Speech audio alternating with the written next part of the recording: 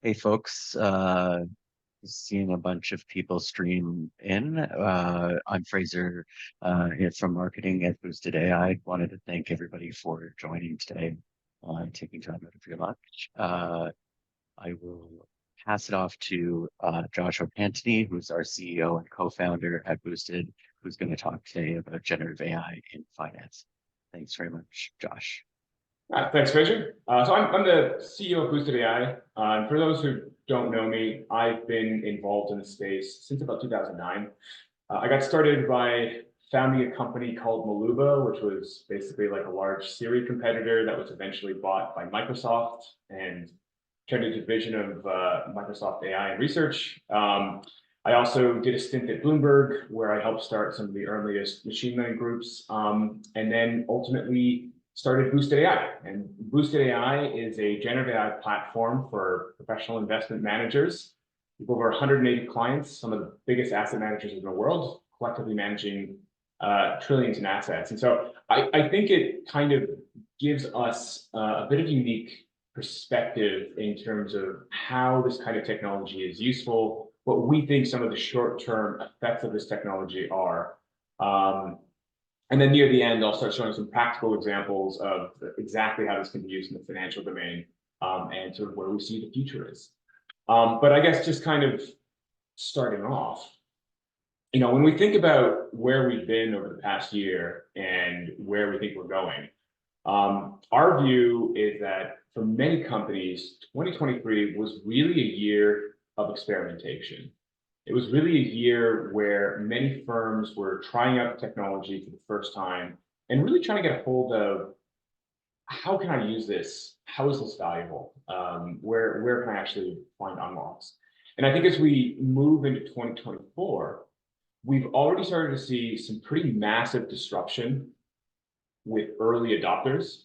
And our expectation is that disruption is going to start percolating kind of across the rest of the world. So if we think about like who are going to be your earliest adopters of AI, not surprisingly, it's going to be coders, and people like coders.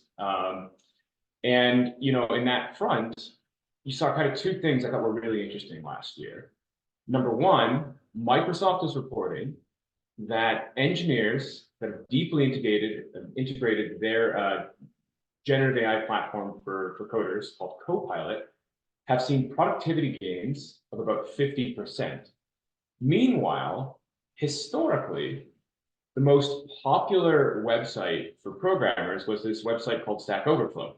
A lot of us would go there to sort of get advice, to diagnose a problem, to try to understand the most cleanest way to implement something.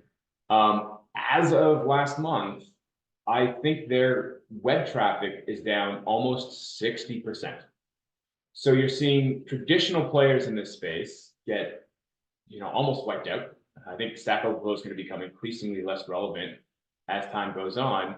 Meanwhile, you've seen early adopters and users of this technology see pretty massive productivity gains. And I think that can give us a little bit of a sneak peek for where we think the rest of the world's going to go. And I'd say one comment I will make on that is I think there's a lot of fear about what's going to happen with AI. Is it job disruption and things like that? And I think one of the sort of positive things to note is that actually most developers that have started using ChatGPT or Copilot or other systems like that as a core part of their process, number one, they're more productive, which is great. But number two, in a lot of cases, it's getting rid of the most boring parts of the job. It's getting rid of anything that's kind of related to rote memorization. It's getting rid of things where you're repeating the same set of code over and over again. It's automating tasks where you have to go back and do cleanup and sort of do error checks and things like that. All the parts of the task that are actually the most annoying. Meanwhile, that means developers can really focus on the most creative part of the task. And so our sort of hope and expectation is that's also going to be similar. Productivity may or may not result in some job loss, but I think generally speaking, it's going to be the most uninteresting rote parts of the processes that are going to get automated. And that's going to free up human workers to focus on the most creative parts and ultimately become consistently more productive and hopefully more satisfied and happy. That said, I think there are some very specific things going to be needed as we roll this out.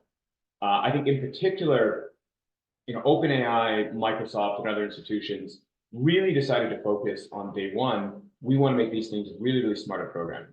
And the reason they wanted to make it as smart as possible programming is both it was a domain they understood really well, and also I think there was an expectation that if you can program really well, you can unlock a lot of other logic. I think as we start to go into different industries, such as finance, healthcare, maybe to a lesser degree law, we're going to need to start harnessing and getting better and better at utilizing sort of local knowledge about those types of industries to get the biggest unlock. And I think that's a lot of what we're starting to see kind of near the end of 2023 and the trend we expect to see coming into 2024. And I think the other kind of big sort of high-level thesis that we have as a firm is that right now, a lot of people are using this technology as chatbots. This idea, you have a question, you go in and you ask the chatbot to do something for you, it responds, and then you have sort of back and forth conversation. In our view, most of the biggest value unlocks for this technology are actually not going to be like that. I think they're actually going to be much more sort of task augmentation tasks. To sort of use a specific example, if you think about something like flights, this is an example I've gone to for a long time. One of the first versions of Maluba was a system where you'd go in and you would talk to an agent and you'd ask her to book a flight for you. That's actually a terrible experience. Where are you flying to? Flying to New York. Where are you flying from? I'm flying from Toronto. What class do you want to fly? I want to fly economy. By the time you've gone through answering every one of those questions, you could have easily pressed a few buttons on a UI. And objectively, the process of talking to a chatbot actually ends up being worse than the process of just using a traditional system. Imagine if instead, the large language model had access to your email, it had access to your calendar, it had access to your past preferences, and it said, I see that you're flying to New York next week. I found a flight which will arrive early for all of your meetings. I found a hotel that's within a 5-minute block of all your meetings. The hotel is a hotel chain I know you really like, and I know you always fly economy, so I found this great cheap economy class ticket that'll get you there perfectly on time. Would you like me to book this? Yes or no? Suddenly, that becomes a huge value unlock. It's actually decreased the amount of cognitive information you need to do. It's done a whole bunch of work on your behalf, and it's likely something you're going to be much more compelled to click yes on than trying to have this back and forth conversation. Similarly, when we look at, say, Microsoft Copilot, a lot of how that system works is as I'm going in and I'm coding, it'll sort of automatically make suggestions on ways to improve code or errors that you made or refactoring recommendations. We see that as being kind of similar if you take a broad lens out on where a lot of the future is going to be. We see worlds where these systems learn your preferences, anticipate your needs, and give you exactly what you want, often before you have to ask for it. We think that's going to be massively superior to systems where you have to ask, or you have to sort of request information. And what I think it's going to mean across the ecosystem is, generally speaking, this kind of technology falls into these patterns where there's adaptation, evolution, and revolution. And I think a lot of people right now in that very early phase where they're trying to adopt it, they're not really trying to think about what are broader impacts or what are ways we can completely change the game. But I think as we look into 2024, more and more of these sort of evolutionary and revolutionary use cases are going to come online. Again, thinking back in time, think about the internet. Some of the earliest use cases of the internet were just basic websites that really didn't add much value to the user. Think about a company like Barnes & Noble. Maybe I had a website that said I'm Barnes & Noble, but it didn't really do anything else beyond that.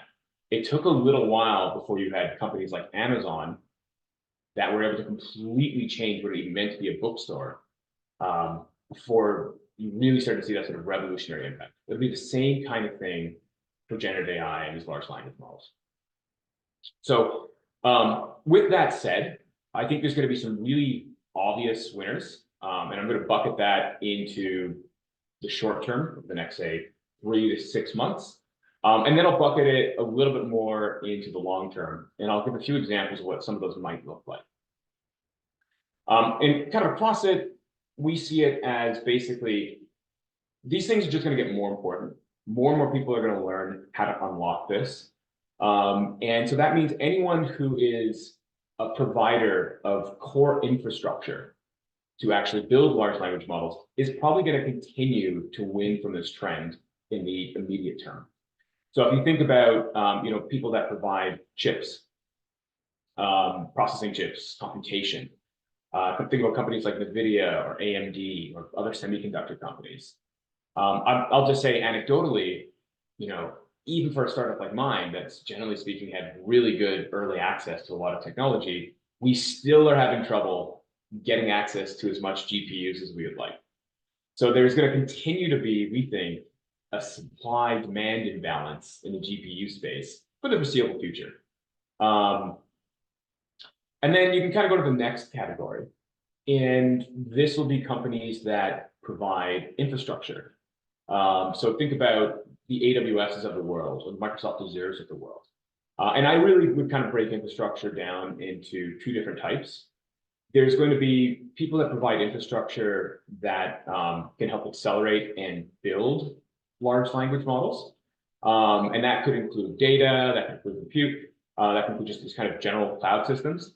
And then there's going to be increasingly an ecosystem of companies like OpenAI that are providing the ability to run these large language models at scale, are either providing the core foundational models or giving infrastructure to help run it.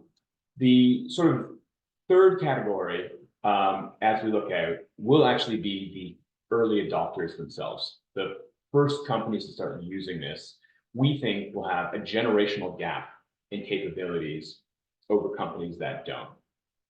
And this really is interesting because it runs the gamut kind of across everything. I gave the example of programmers who are seeing a 50% increase in productivity when they're using technology like this. But that goes anywhere to stuff like that, to companies like Volkswagen that have started integrating this into different processes inside of different cars to make the car experience a little bit better. Eventually, someone's going to make a really powerful version of something like Siri, or maybe Google will put it in their phones first. There's a lot of different large PC companies that are starting to embed AI directly into the computer. So you'll start to see, I think, some early adopters making really big impacts. And then I actually think the next really big disruption in this space, as we look out a little bit, in the short term, mostly it's been knowledge work that's getting impacted, which I think was a really big surprise for people like me. If you'd asked me in 2009 what was going to be the first thing to get automated, I never would have guessed we'd be talking about white collar workers or computational linguistics being one of the earliest things that we're able to tackle in the kind of way that OpenAI has been able to. But as we look out in kind of a 5-year horizon, I think we're getting to the point where we're going to be able to start thinking about robotics in a much bigger way than we've historically been able to think about them.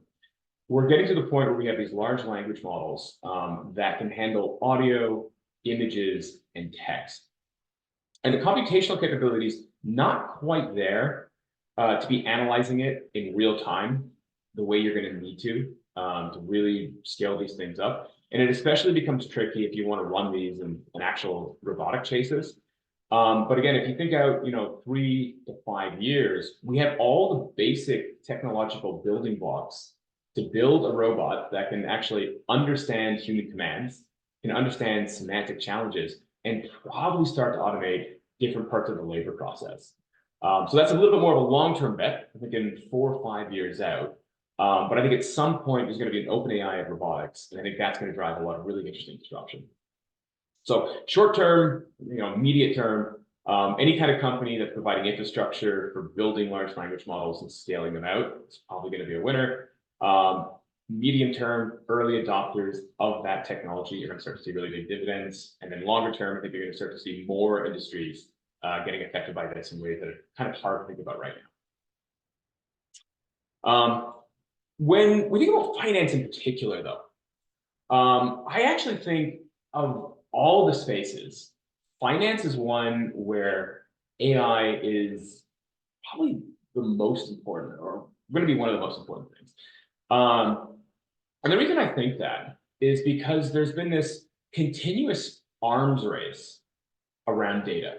If you jump back in time to say 2000 or 2001, there was maybe 60 or 100 data sets that really mattered, that really drove the market, right? This could have been anything from maybe technicals, think about like price momentum or things like that. Maybe you were looking at earnings.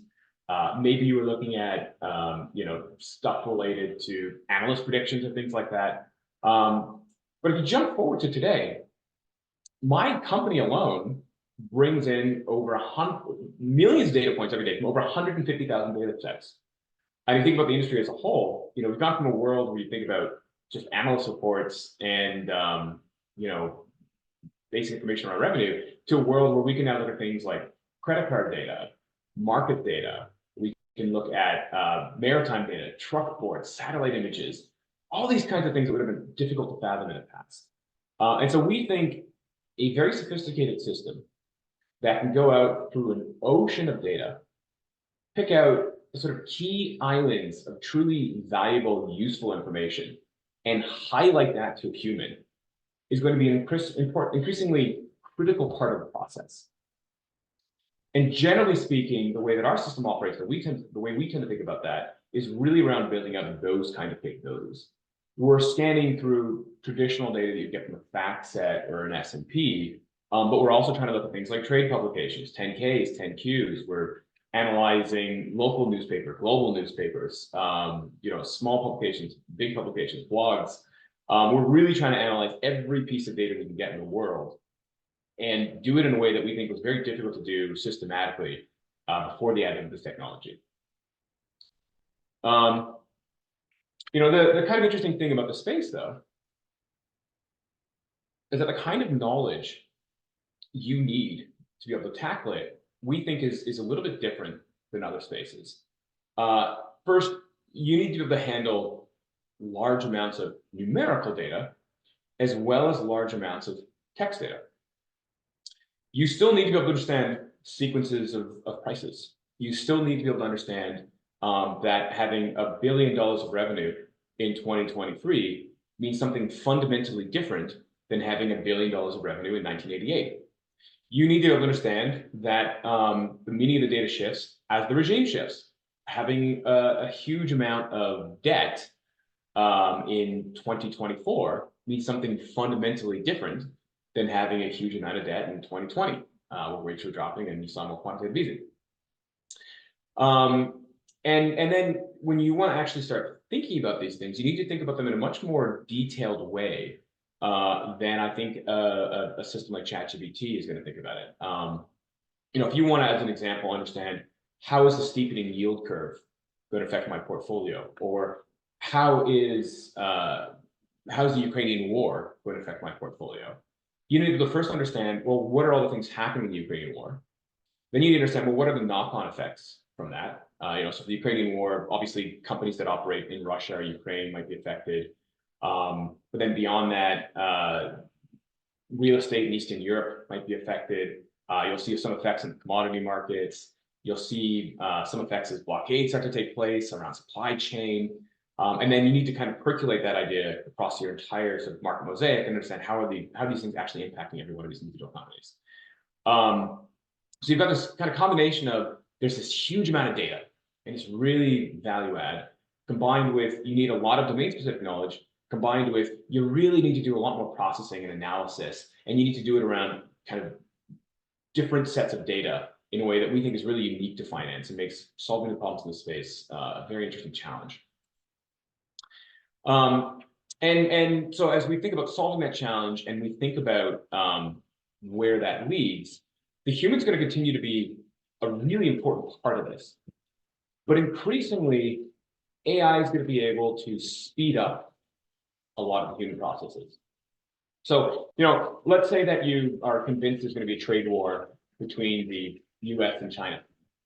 And you want to find a way to action all that information.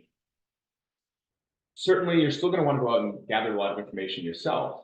But having a system that can go out and analyze several million documents, scan through every company in the world's 10K or 10Q, scan through every earnings call that's ever happened, scan through every piece of information about supply chain it has, scan through every piece of information about government policy it can have, every piece of news about meetings between the US and China, and then circle up to you, hey, here's 20 ideas that might be valuable, can just save you a tremendous amount of time. If a tsunami happens in Thailand, being able to tell you automatically, hey, you're going to be affected by this. 30% of your portfolio is going to be affected by this. And here's why, and here's how. And here's the kind of research you should do. Will just save you a lot of time. And in terms of the sort of value that we see getting unlocked, once you have these agents that can go out and do work on your behalf, it kind of ironically sort of comes back to really traditional pieces of value. I think of it as information asymmetry and massive process speed up.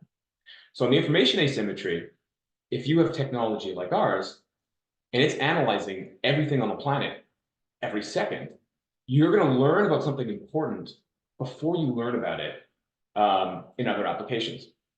An example I always like to talk about is our system was able to figure out that, say, Apple was switching some of its manufacturing capability to India several weeks ahead of time before it broke into the major news outlooks in North America. And the reason it was able to do that was because it was reading local Indian newspapers in Hindi and English, as well as a bunch of different policy statements in the region. So it was able to learn information about that really quickly ahead of time.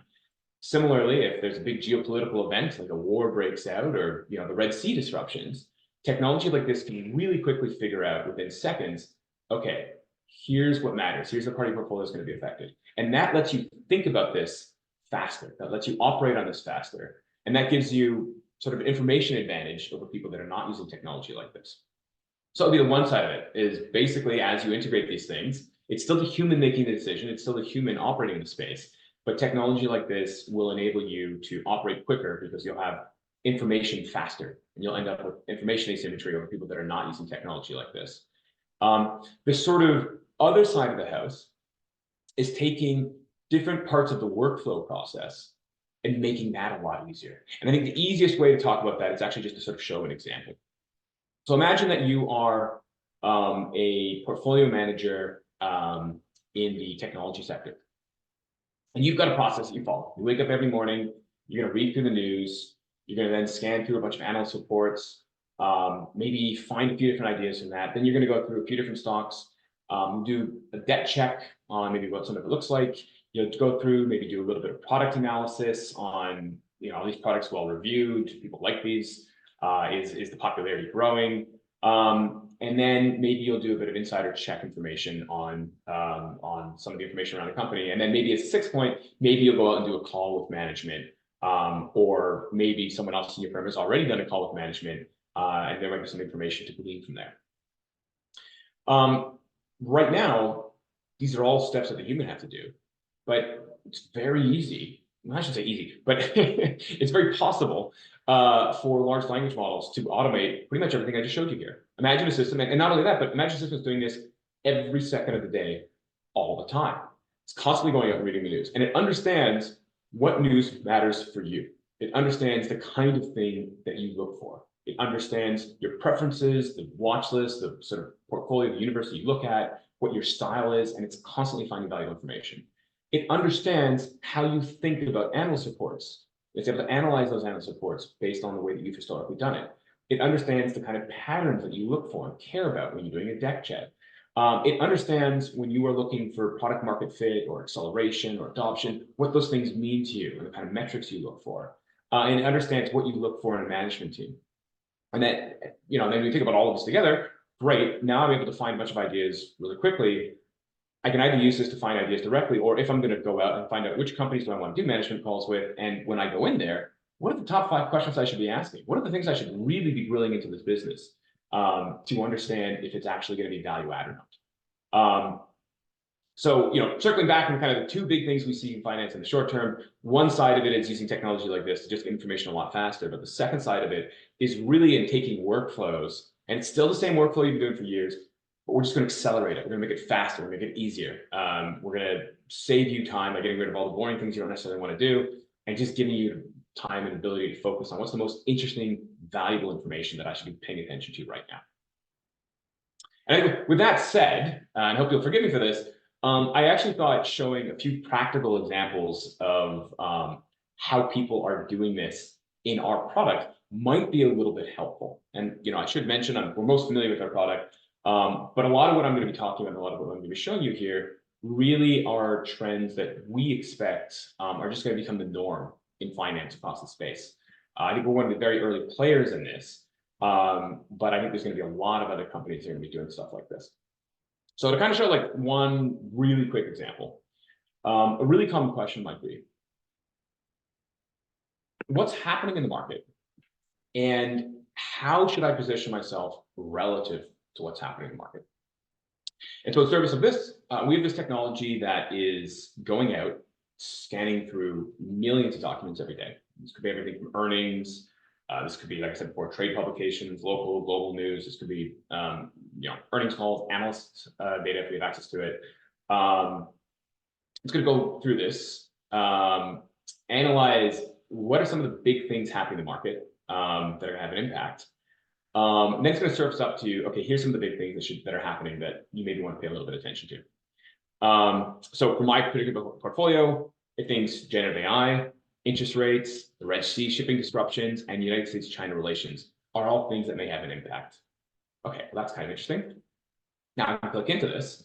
And of course, it'll give me a really quick explanation on what generative AI is. But when it's thinking about these kinds of issues, when it's thinking about these kinds of macro trends, it also tries to identify what are the different sides of the coin. So for generative AI, we've got rising adoption of generative AI or declining use of generative AI.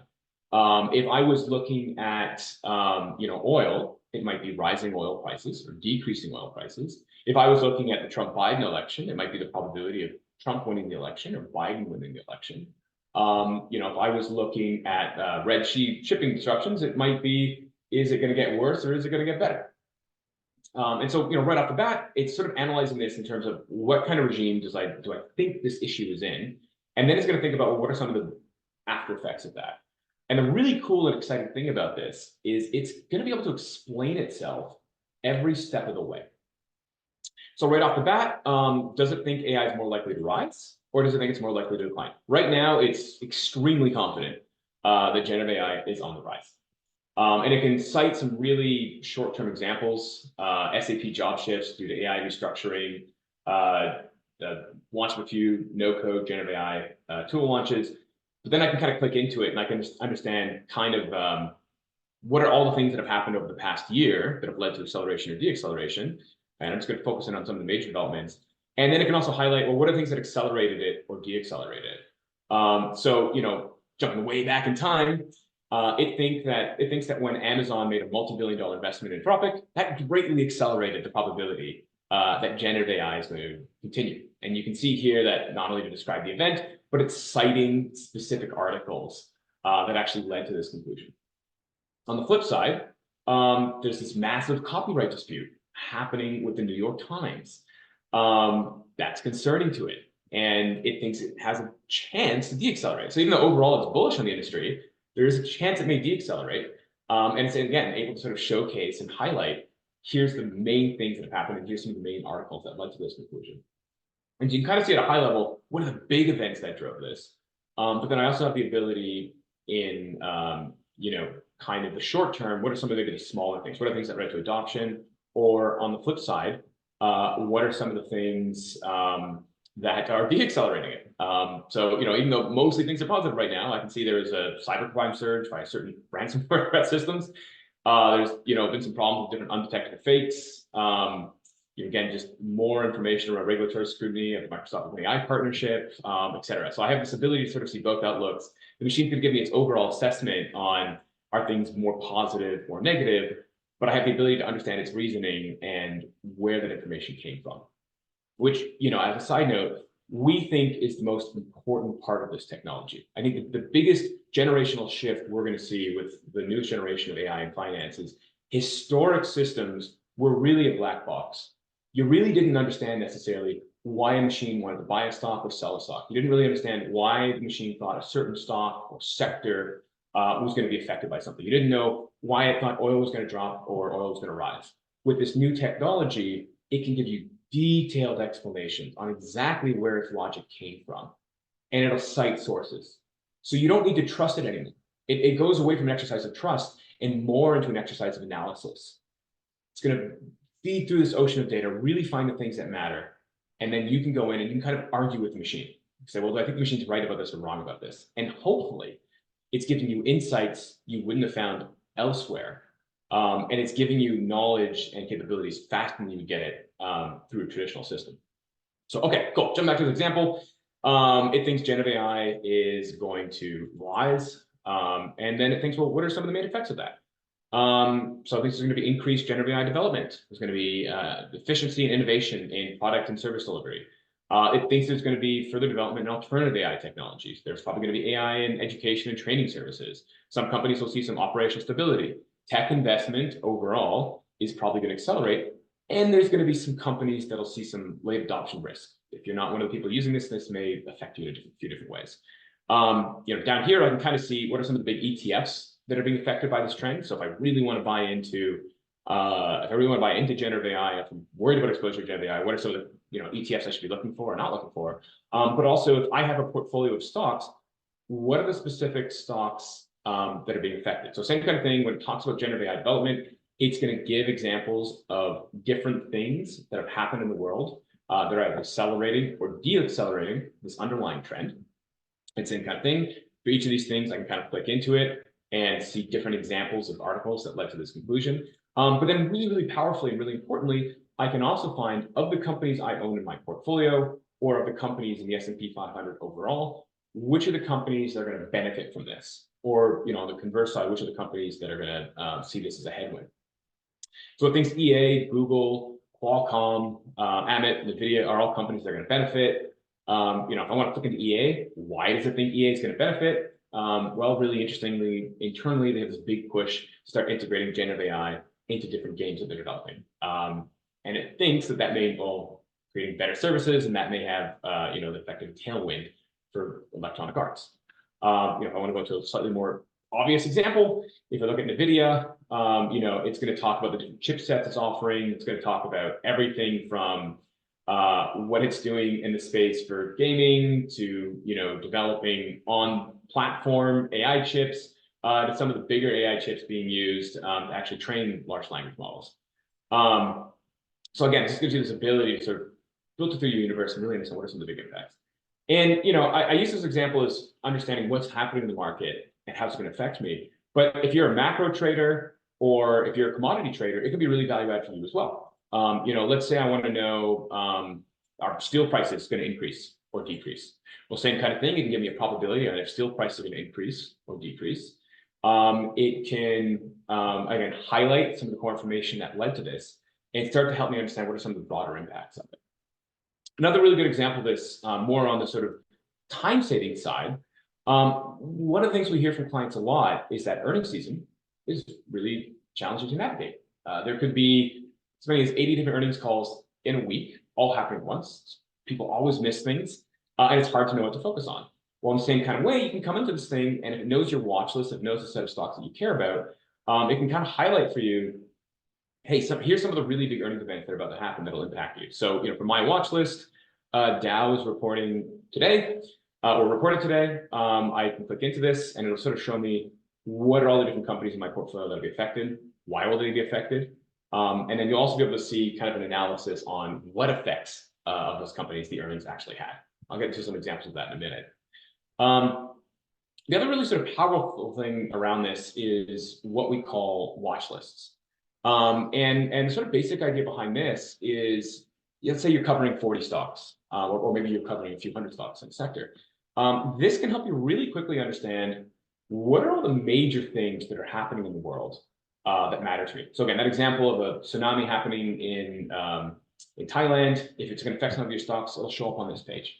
If you own Boeing and there's an air flight somewhere where one of the planes door blows up midair, that'll show up within a few minutes on this page and start helping you understand, okay, which companies will be affected. So if a stock, goes from being a really positive buy story to being a really negative sell story, that'll get highlighted really quickly on this page.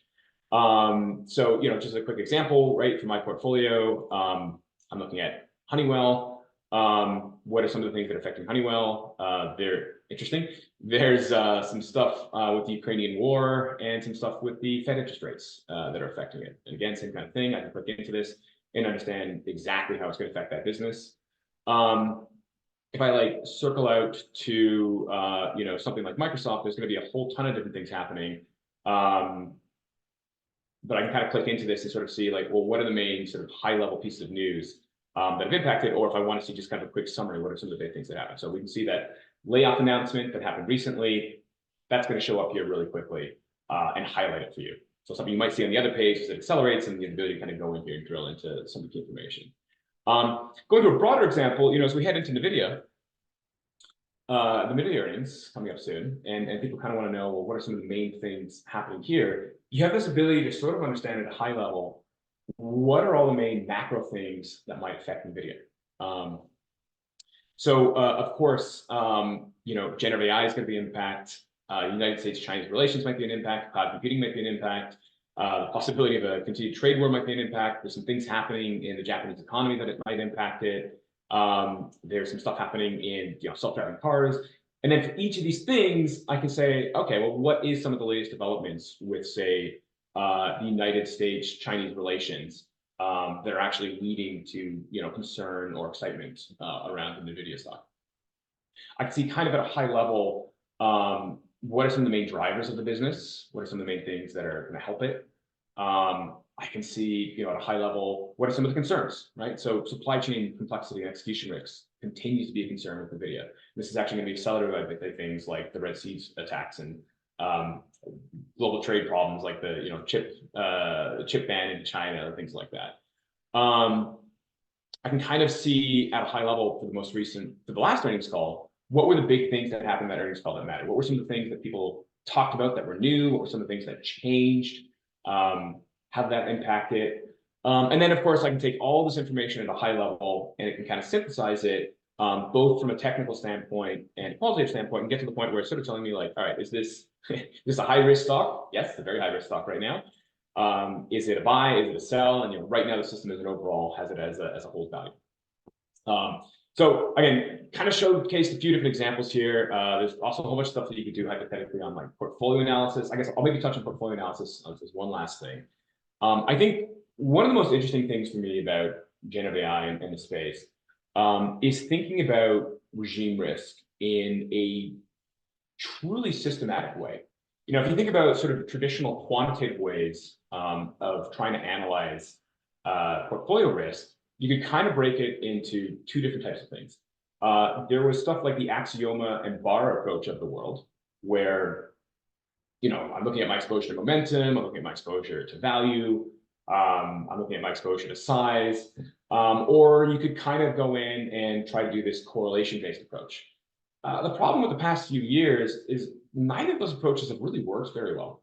Now, if we want to jump back into March 2020, in 2001 and 2008, the right move was to get out of momentum and go into value. If you did that in 2020, you were selling companies like Google and Zoom, and you were buying shopping malls. It's probably one of the worst trades you made. On the flip side, if you tried to do a correlation-based approach, that really didn't work out either. You saw fitness equipment correlated with retirement homes for probably the first time in the history of the stock market. And that type of problem, that ability to sort of deal with black swan events, is something I think that has really plagued risk management really across the entire history of portfolio construction. Every time there's a big shift, recently we're in this weird environment now where for the first time since 1988, you saw both equity and bond prices go down. Very few people were able to, I think, build good risk measures around that. And you can see some of the headwinds that certain hedge funds saw as a result of that. Sometimes you see these factor rotations that come out of nowhere.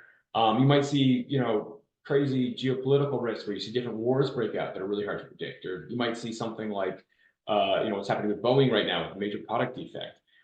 Traditional technology, because it didn't really have a deep understanding of the market, it was just looking at basic mathematical correlations. It really couldn't systematically think about those kinds of risks. And I think what's really exciting for me when we think about things from a portfolio standpoint is this kind of technology can actually kind of understand what is generative AI, what is cloud computing, what the heck, what does something like tech earnings mean? What are the implications of generative AI in finance? And because it can kind of do this deep analysis of what's actually happening in the space, it can start to tell you, okay, here's the top 5 big risks that you're exposed to that you may not know about. Here's the companies that'll benefit from it. Here's the companies that'll likely suffer from it. And if you don't want to accidentally make an idiosyncratic bet on generative AI, if you don't want to accidentally make an idiosyncratic bet on rising interest rates, here's the specific trades you should make to decrease that kind of risk exposure. So I apologize for going into something a little bit technical at the very end there, but to kind of give another even more precise example of something I think was really hard to do before that I think is really high value. So all that said, maybe at Fraser, we'll open it up to questions. Good. Thanks, Josh. I think that was great. I think that, at the core of it, I think data, basically just AI is helping you sort through it a little bit faster, understanding what it is that you need and kind of helping you cut through the noise, letting you do more with less and kind of execute faster than folks that aren't using this kind of breakthrough technology. So really great presentation there. And we've got a lot of really cool questions today. So thanks everybody for asking questions. And I'll just start with some of the ones that were pre-asked before the call. But the first one here is, how else is Boosted AI planning to use generative AI to help portfolio managers in the investment process? I think you've covered a lot here, but if there's anything new or anything else in the generative AI space that is on the horizon. Fraser, I do apologize. You cut out for like half a second. You mind repeating the question? Oh yeah, apologies. The question here is about, how else is Boosted AI planning to use generative AI to help portfolio managers in the investment process? Because I've covered a lot here, but Got I know there's always a lot it. more. Oh, Yeah, I think the really key thing is we're going to make the customization better and better as time goes on. And the way we think about customization is going to get much more advanced. So, when you think about traditional customization, it's very possible today to come in and say something like, I'm a value investor, or I'm a growth at a reasonable price investor, and I want to find stocks like that. It's also very possible to come in and sort of tell the system, well, I want to find stocks that are going to do well in a high interest rate environment, or I want to find stocks that are, going to do well if oil prices stay elevated. But I think increasingly being able to come in and sort of say, well, this is how I think about analyzing analysts. This is how I think about analyzing earnings. Or to be very precise on, hey, I'm looking to buy medium cap pharmaceutical companies about to make a major tech breakthrough. Or being able to say, well, this is some of the data that I really trust. I really trust these kind of publications. And I only really want to hear about information from these kind of publications under X circumstance. That I think is where a lot of technology is going. Right now, the platform can build some really great capabilities around customization, and it can analyze a tremendous amount of information. But huge parts of the pipeline are us basically doing this generic, high intelligence work, and then pushing out the most relevant part of that intelligence to different users. And as we shift into this year, I think increasingly taking every part of the product and kind of giving you the ability to download your brain into the machine, or to sort of teach the machine your style, your thesis, your view of the world, and then getting everything sort of customized to how you view things. That is really where I think this technology is going. And that's really the edge of where we're trying to push things and where we're kind of expecting to go as we think about 2024. I got to bug you, Josh, to put on my marketing hat here. If you could go back to the deck and go to the QR code. If anybody has questions, they can reach out to us later on or any additional questions, anything that they want to hear about. But the next question here is about, I think that a lot of people are figuring out or trying to figure out how they can kind of use AI to their advantage. We talked a lot about ways that it's going to improve your work life, but what about how you can use it like on the marketing side of things in terms of Huh. Yeah, for eyes and stuff like that? Yeah, that's a tad bit orthogonal to what we do here, but I think for me the biggest thing is actually if you think about marketing. First, marketing got really intelligent over the past 20 years, where we started to learn a little bit more about the kind of user profiles that pushing information for. And then I think over the past little while, it's gotten kind of unintelligent, where I don't know about everyone else, but for me, there's huge amounts of stuff hitting in my inbox that is not particularly relevant for me. And as I sort of shift forward, I think the ability to sort of inject liquid intelligence into marketing is going to be really valuable. So getting a better understanding of who are the types of clients where your product is valuable and they're doing a more targeted job. Getting to the point where advertisements aren't just advertisements, but are actually hopefully giving useful information to your prospects. Getting to the point where also you as a receiver can have these agents kind of analyze everything I'm getting bombarded with, what's actually useful and what's actually not. And so, when we think about it from the marketing pipeline, it's really about how can we be more value add? How can we be more focused on the segment of the market that's going to get value from our product and try to showcase that value? And I'd probably take that as a general piece of advice. And so you can use it for every part of the marketing process. You can use it to do prospecting. You can use it to create marketing materials. You can use it to think about what are the types of advertising I should be serving. You can even use it to actually design the ads if you want. But the sort of temptation I would push against is, don't use that to increase your spam. I'd go in the other direction and say, use this to be more precise about the kinds of information you're giving to people and the kinds of people you're giving that information to. For sure. And I just want to add that, we've got a lot of our IA clients that are advertising that they're using AI through, Boosted. And I think that that's certainly been a boon to them because it's been going to become more and more something that investors are demanding of folks to use. All right, we've got another one here. It says, we use ETFs to get asset class exposure. How does Boosted AI analyze ETFs? Oh, excellent. Yeah, I didn't really jump through that, but there's a ton of ways to do it. So, right off the bat, if there's a certain theme that you're worried about or you maybe want some exposure to, let me just kind of expand this out. So, I don't know, let's say I really wanted exposure to I got generative AI. Why not? And I wanted to know what are some good ETFs that have some really solid exposure to this, and how much of them is exposed to this. It can kind of highlight at a high level. Here's how you can buy into this thesis. Here's some ways to do it. But then as I actually click into this, I can start to get some really rich information. So I'll just kind of pull up a random ETF here. So if I go into like Robo, give me some information on how well it's matching with my investment style, the kind of things that I tend to look for. It'll give me a little bit of information on if there's any, what did I pull up? I can pull up something weird. Look at me any information on, look at me any information on what are some of the bigger themes that it's exposed to. And then for each of those things, when I click into it, so, for Robo, surprisingly, it's exposed to, say, the German economy. That's weird. Why is it exposed to the German economy? Well, it can kind of tell me, here's the set of stocks that it's exposed to. Here's why those stocks are exposed to it. Is this getting worse? Is this getting better? I can start to see, really quick summary of information around what's the news happening at more of a micro level across each of the individual stocks. And of that news, what actually matters. And then I can kind of see a little bit around how I could actually slot this into a portfolio. I'm not going to go through that process because it'll take more than 10 seconds, but if you have a portfolio, you have a set of portfolio constraints of what you want to define, and you really want to have exposure to something in AI or something in oil, or a client comes to you and they say, I'm worried about global warming, what should we buy? Those are all the kinds of things you could use for our system. And then we can also help you with sizing and actual trade execution and how to implement it into an actual portfolio. Great. One of the questions that we got during the presentation here is about kind of, you touched on it a little bit, but about trust and how do people kind of trust the data? Their question specifically is about what sort of sources we're using, both I think within the generative AI piece and then also on some of our rankings things as well. So if you just touch on Yeah. So we collect a truly insane amount of data.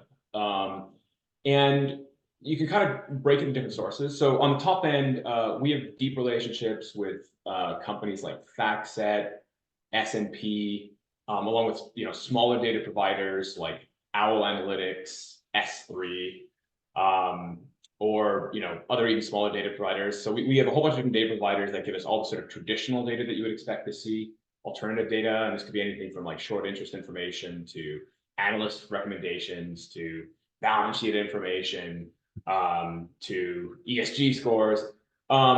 We're of course paying for really high quality data from the news side of things, and then and earnings and the whole bunch of other stuff like that. And then we're also grabbing basically every piece of public information that we can get: 10Ks, 10Qs, earnings calls, different conference information, international news. And again, like I said before, we'll pull out news out of China, we'll pull out news out of Japan, we'll pull out news out of India, and we'll read these in Mandarin or Japanese, or French or other local languages. So we're analyzing all these things. And I think where it gets really kind of powerful behind the scenes is the generative AI actually has the ability to understand in a given context what information is valuable. So of course, information that comes out of, say, Bloomberg is probably mostly going to be valuable information. It's a high quality source. But if I'm looking at developments in energy storage, a trade publication talking about new battery devices may be extremely high quality data. If I'm looking at NFL playoffs, local newspapers that will tend to talk about their sports teams and merchandising for those sports teams could be really valuable information on how the playoffs are going and how it's going to affect the sports equipment manufacturers. If I'm concerned about Shein IPOing, then a Vogue magazine article talking about women's fashion might be really valuable. And so behind the scenes, it's this combination of us gathering huge amounts of information, some of it that is universally valuable, some of it that's situationally valuable, and then allowing our very tuned large language models to basically figure out, in this context, what is the most valuable information for me. And by combining that together, that's where you get these really powerful, unique insights that we think was very hard to get before technology like this. Excellent. We'll see if we can get through this one quickly. Sounds a little bit more complex, but I think worth covering here. The person's asking about how are you finding true cause and effect relationships and not just riding the waves, to talking about beyond me, but system Yeah. dynamics and correlation versus causation. Yeah. So that's a detailed topic. I should probably do an hour-long webinar on just that topic, but I'll try to give a really quick, succinct 2-minute answer to it. So there's a few different things behind the scenes, and for those that don't know, there's this problem known as curve fitting, where if I'm not careful in finance, I can create this beautiful looking back test that looks fantastic, and then I turn it live and it breaks down. And there's a number of reasons why it might break down. One of them is related to this problem of what we call survivorship bias. So if I have a set of data that only has companies that are being actively traded, and I miss every company that has gone bankrupt or was involved in an M&A, then your underlying algorithm might learn, oh, if I have this data, I'm never going to go bankrupt. Another problem is something called look-ahead bias, where I may be making a prediction, and I guess an easy example to think about is, let's say someone reports earnings on January 5th, and then they revise those earnings 3 weeks later. When you are going back in time and you're building up predictive models, you need to make sure that you're using the information the market actually had access to on January 5th, and not the revised data from 3 weeks later. And as a side note, this is an even worse problem when you're dealing with large language models. This is actually the single biggest reason why trying to tackle finance as its own domain is really value add. It's because if you think about a system like ChatGPT, if you knew in 1997 that Apple was going to make an iPhone someday, you would be probably a trillionaire. You'd be doing pretty well. If you knew ahead of time that the market was going to collapse in 2001 or 2008, again, you do really well. The really big problem with ChatGPT and other systems like it is they've been trained in a way where they have access to all of that information. And so if you try to simulate it and ask the question, January 1st, 1999, is Apple's price going to be up or down in 5 years? It already knows the answer. It already knows the future. And so you can't actually backtest any kind of process that you build on the back of GPT-4 or other large language models like that. Most large language models operate by trying to give it all the information up to today. One of the things that makes our approach, our technology, and our thought process a little bit different is we thought about the point in time issue on kind of day one. And instead of having sort of a single large language model, we're basically building out these sort of family of large language models, where there's one of the large language models basically trained point in time and all the information it had up to 2001, another one up to 2002, 2003, all the way up to the modern day. And that means that when you make a prediction and an analysis in, say, 2001 or 2008, it only has access to information from that time period. And you can then double check how often is it making correct predictions. And then also, really importantly, and this is where I think it's so much more powerful and different than old technology, did the explanation for why it thought Apple was going to go up or down actually make sense? And the other thing that becomes really powerful is when you force it to learn point in time in that way, the kinds of analysis it does, the kinds of ways it makes prediction are very different than what some of these larger language models do. So again, I just squeezed like an hour-long topic to 3 minutes, but basically we are very confident because we built our systems in a correct point in time way. That was excellent time management, Josh. And speaking of time management, it's nearing the end of our hour here. So we did have a few extra questions, and we really appreciate everybody giving those. So we'll have somebody reach out to the folks that had asked questions with answers there. But thank you all for joining, and thank you very much, Josh, for walking us through generative AI in 2024, what the future holds for finance. Awesome. Thank you, everyone. Thank you so much for joining, everybody.